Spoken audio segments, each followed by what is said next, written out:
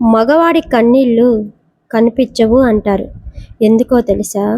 ఎందుకంటే వాటిని బాధ్యత అనే పేరుతో దాచేస్తాడు కాబట్టి. వాడు ఉదయం నవ్వుతూ ఇంటి నుండి బయటికి వెళ్తాడు. కానీ వాడి జోబులో చిల్లి గవ్వ లేకపోయినా ఇంటికి ఏం తీసుకెళ్ళాలి అనే దిగులు మాత్రం వాడిని లోలోపల చంపేస్తూ ఉంటుంది. ఆ ఏడుపు ఎవ్వరికీ వినపడదు, నీకు వినపడదు.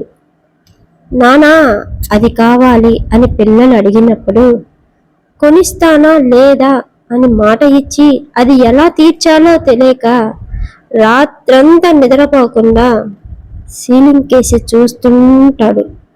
ఆ నిద్రలేని రాత్రి చేసే ఏడుపు నీకు వినపడదు, అది ఎవ్వరికీ కనిపించదు. అదొక రోదన అన్నమాట. మన ఇంట్లో మన నాన్నో అన్నో భర్తో ఇలానే చేస్తూ ఉంటారు. వాళ్ళని ఒక్కసారి గుర్తించండి, ఎప్పుడు రాసి రంపాన పెట్టకండి. ఎందుకంటే ఎందుకు అలసిపోయినట్టు ఉన్నావు అని భార్య అడిగితే ఏం లేదు అని ఒక నవ్వు నవ్వుతాడు. ఆ నవ్వు వెనకాల ఎన్నో బాధలు ఉంటాయి. అవన్నీ అతను బయటికి చెప్పలేడు. ఆ నవ్వు వెనకాల దాచిన నీరసం, ఓటమి నీకు వినపడవు, నీకు కనపడవు. ఎందుకంటే వాడు మగాడు, వాడు కుంగిపోకూడదు కదా. ఫ్రెండ్స్ ముందు, బంధువుల ముందు అంతా బాగుంది అని బిల్డప్ ఇస్తాడు. కానీ ఇంటికి వచ్చి బాత్రూమ్ షవర్ ట్యాప్ కింద ఆన్ చేసి ఆ సౌండ్లో తన ఏడుపును కలిపేస్తాడు.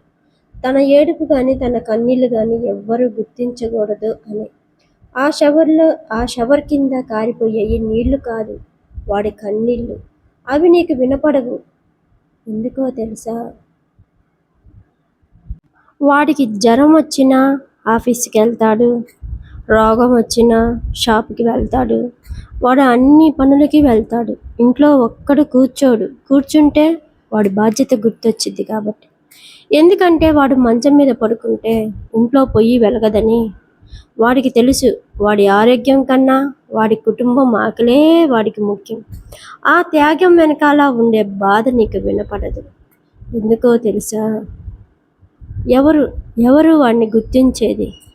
వాడికి కూడా మనసు ఉంటుంది కదా, వాడికి కలలు ఉంటాయి కదా. కానీ వాడి కలల్ని చంపుకొని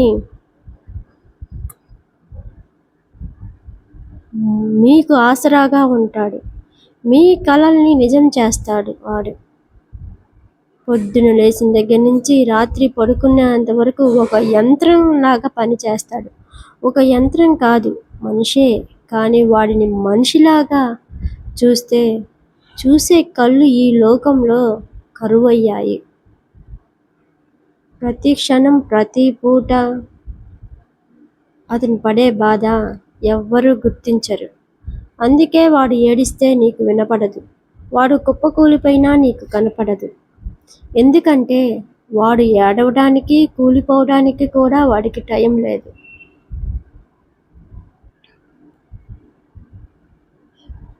ఒక్కసారి వాడి కళ్ళల్లోకి చూడు, అక్కడ కనిపించే ఎర్రటి జీరాలు, రాత్రంతా పడ్డ కన్నీళ్ళ సంతకాలు. అవి నీకు వినపడకపోవచ్చు, కనపడకపోవచ్చు. కానీ వాడికి మాత్రం ప్రతి క్షణం వాడిని చంపేస్తూ ఉంటాయి, వాడి చుట్టూ తిరుగుతూ ఉంటాయి. మీ ఇంట్లో ఉన్న మగవాడిని ఒక్కసారి హత్తుకోండి. వాడికి కావాల్సింది డబ్బు కాదు, కాస్తంత ప్రేమ, కాస్త గుర్తింపు. ఇవి ఉంటే చాలు, వాడు ఈ ప్రపంచాన్నే గెలవగలడు.